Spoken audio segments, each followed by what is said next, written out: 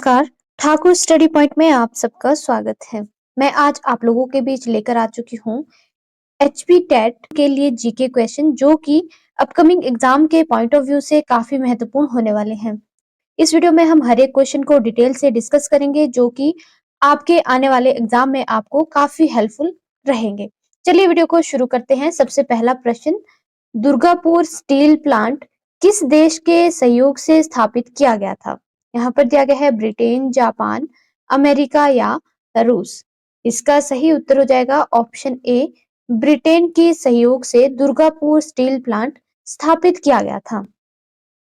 Durgapur steel plant Bharat के किस राज्य में स्थित है? ये भारत के पश्चिम बंगाल में स्थित है। अगर आपसे पूछा जाता है कि ब्रिटेन की राजधानी क्या है? ब्रिटेन की राजधानी है लंदन। अगर आपसे पूछा जाए कि लंदन किस नदी के किनारे है? लंदन है थेम्स नदी के किनारे। कि पश्चिम बंगाल की राजधानी क्या है? पश्चिम बंगाल की राजधानी है कोलकाता। कोलकाता किस नदी के किनारे स्थित है? कोलकाता हुगली नदी के किनारे स्थित है। हुगली नदी किसकी सहायक नदी है? हुगली नदी गंगा की सहायक नदी है। अगर आपसे पूछा जाता है कि राउरकेला स्टील प्लांट किस देश की सहायता से स्थापित किया गया था? इसका सही उत्तर हो जाएगा जर्मनी की एक संस्था की सहायता के द्वारा राउरकेला स्टील प्लांट स्थापित किया गया था जो कि भारत के उड़ीसा में स्थित है।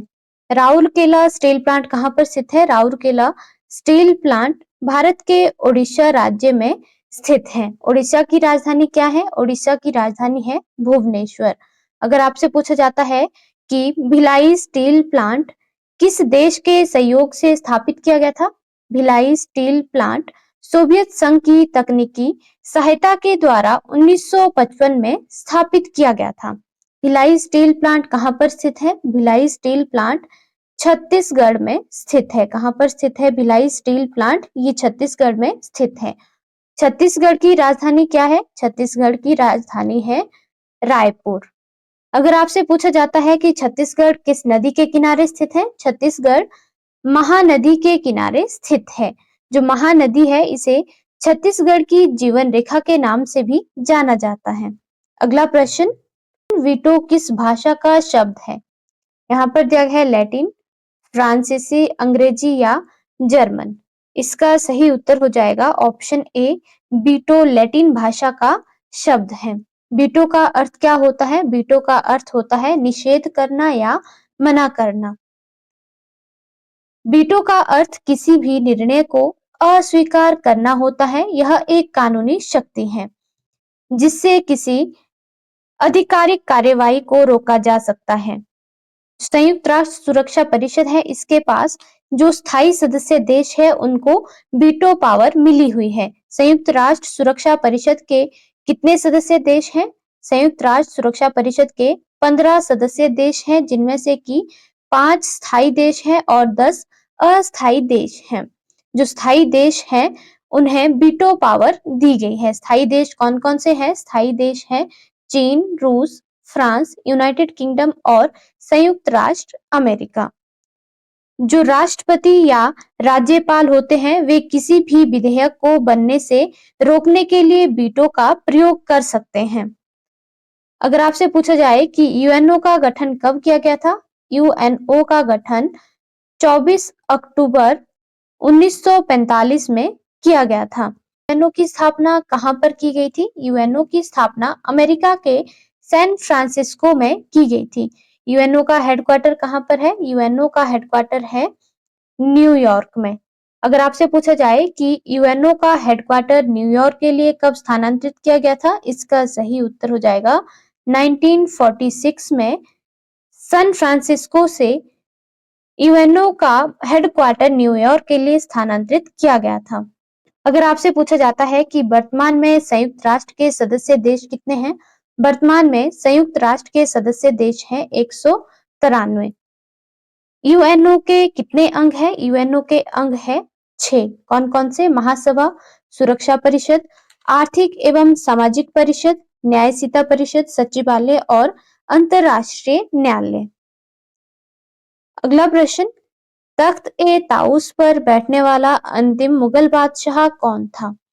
यहाँ पर दिया गया है शाह आलम प्रथम, बहादुर शाह और शेर शाह। इसका सही उत्तर हो जाएगा ऑप्शन बी, बहादुर शाह जफर तख्त-ए-ताउस पर बैठने वाला अंतिम मुगल बादशाह था।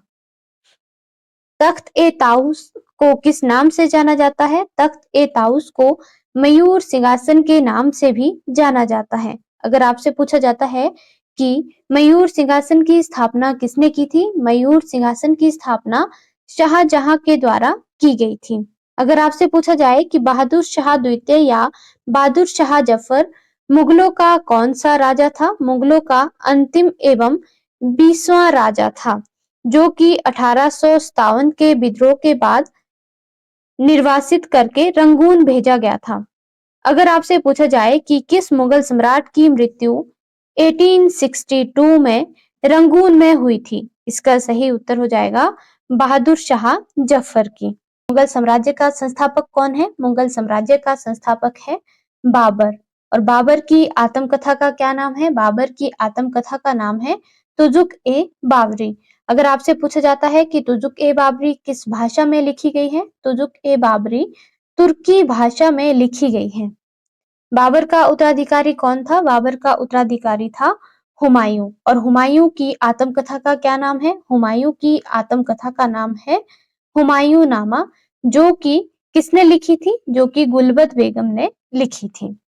अगर आपसे पूछा जाता है कि हुमायूं का उत्तराधिकारी कौन था? हुमायूं का उत्तराधिकारी था अकबर। अगर आपसे पूछा जाए कि जजिया कर को किसने समाप्त किया? जजिया कर को अकबर के द्वारा समाप्त किया गया था। जो अकबर है, इसने दीन-ए-इलाही धर्म की स्थापना की थी। अगर आपसे पूछा जाता है कि अकबर की आत्मकथा का क्या नाम है? अकबर की आत्मकथा का नाम है आइन-ए-अकबरी।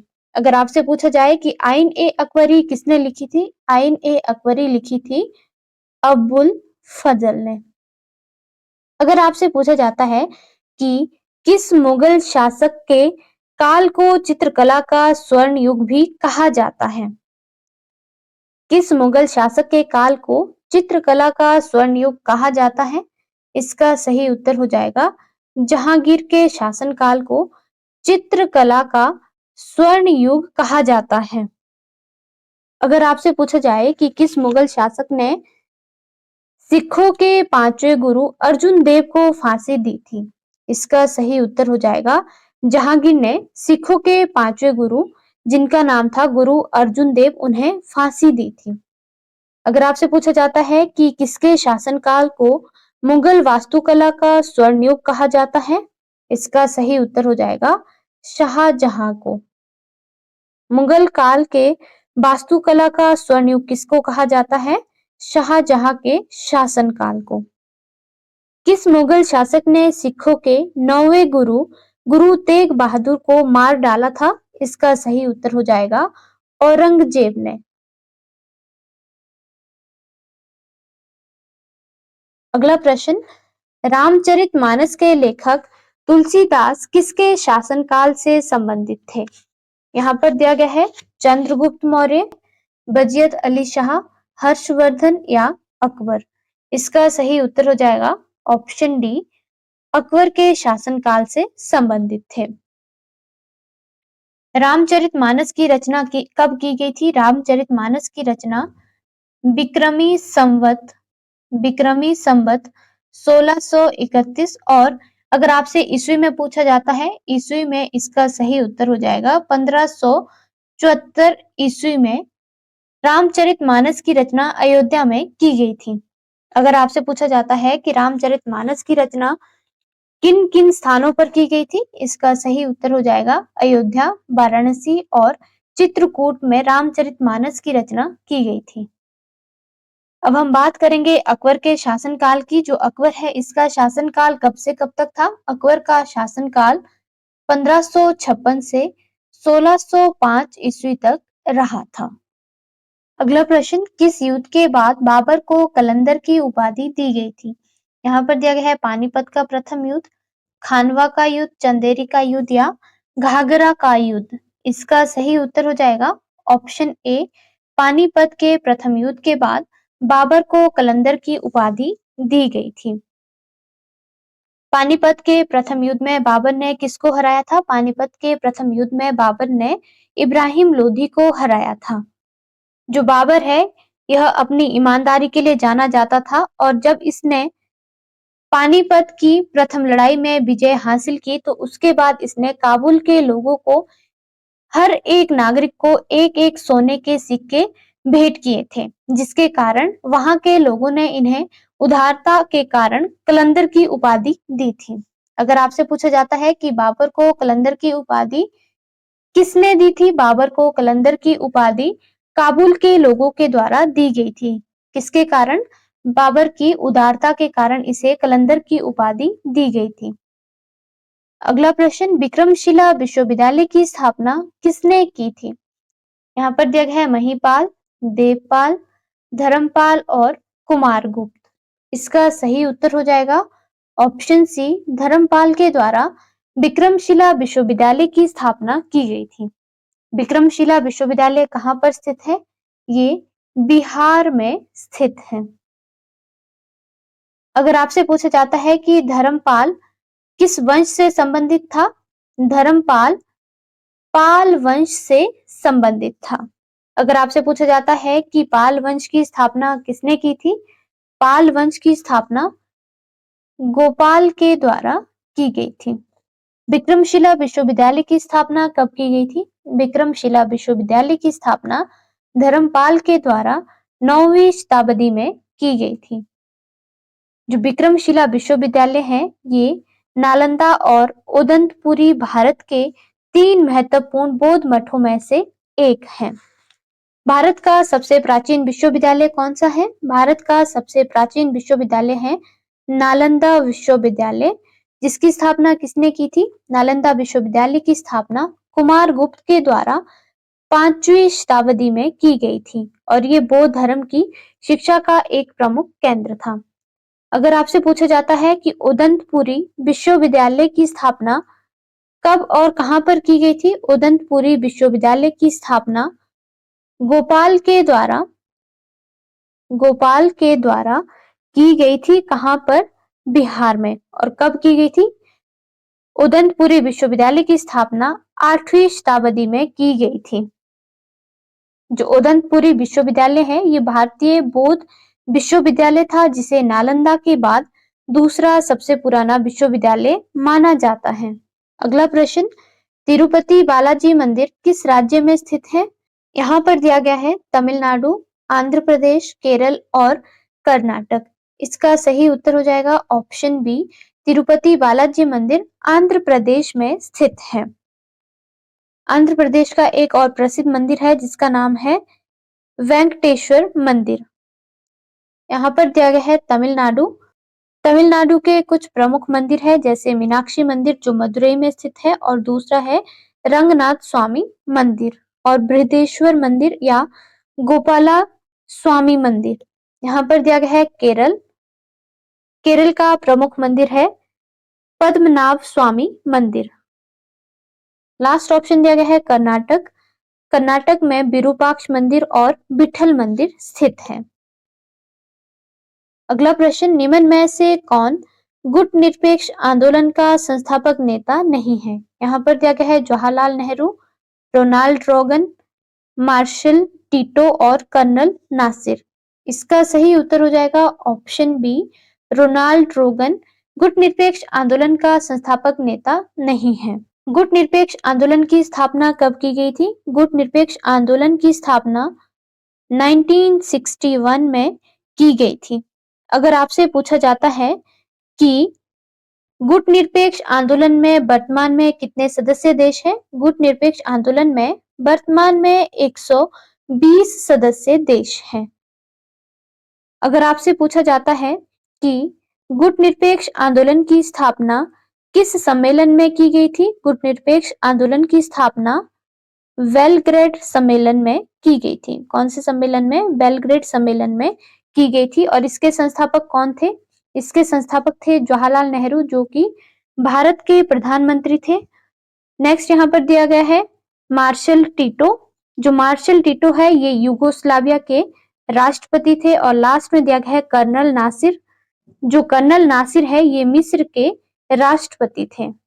अगला प्रश्न, भारत के विभाजन के समय भारत में रियासतों की कुल संख्या कितनी थी?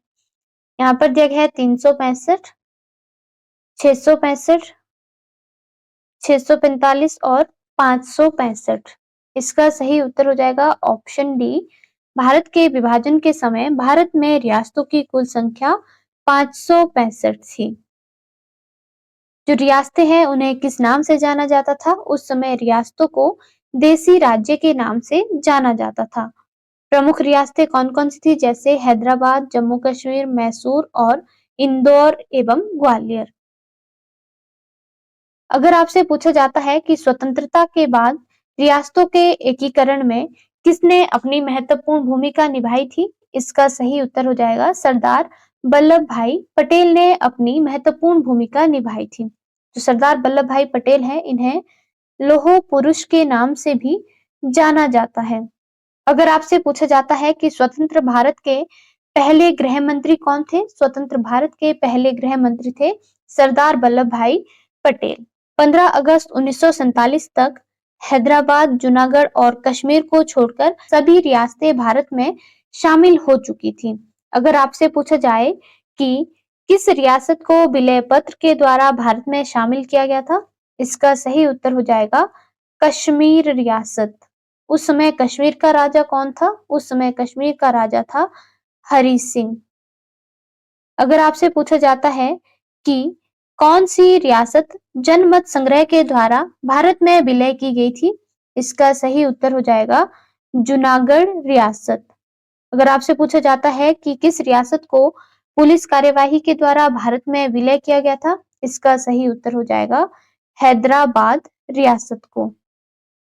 अगला प्रश्न, विश्व का सबसे ऊंचा रेलवे पुल किस नदी पर बना है?